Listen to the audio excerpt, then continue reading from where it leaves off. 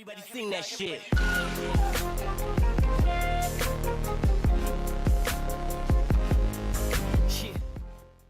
World Cup travels, 8 times the fare and move the spuds.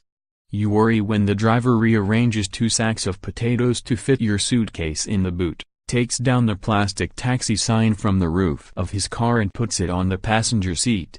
And when the other cabbies at Ekaterinburg railway station laugh as he says 800 before the very short journey to a hotel, in a battered white saloon with very agricultural odor. How many roubles should that have cost? Was the first question for staff at the hotel. 100. That's World Cup economics. You take your chances on the Moscow Underground, too. Inside the trains, the next destinations are related in soothing, estuary English. Before you get aboard, though, it is a case of staring at the Cyrillic signs, convincing yourself one looks like the right direction and taking a punt. It was played for, lost for in a 36-hour stay in the capital. Credit Aeroflot for flying the flag for the Russia team, who have been emphatically absent from any advertising sites the length and breadth of Russia.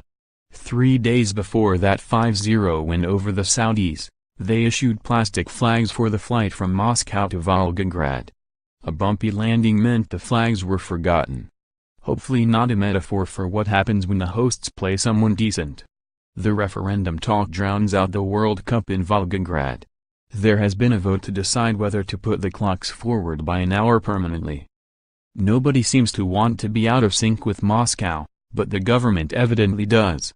The Remainers have been told they lost, but the numbers remain a state secret. The trick David Cameron missed.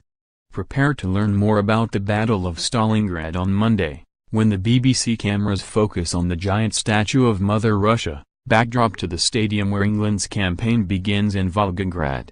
The real horror of war is revealed a mile away, in the bombed-out remains of a red brick mill. It is a stunning, vivid reminder. Volgograd is twinned with Hiroshima and Coventry.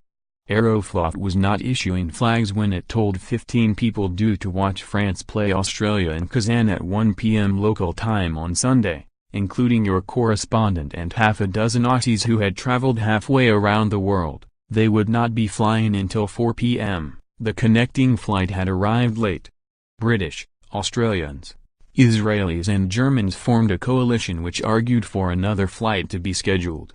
A League of Nations and evidence of why you do not bet against the Aussies until it is really all over.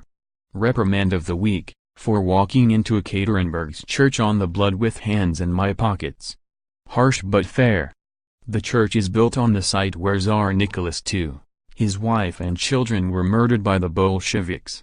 Images of his 4 daughters and a son, killed 100 years ago next month, capture the solemnity. They were so young and did not know what lay ahead.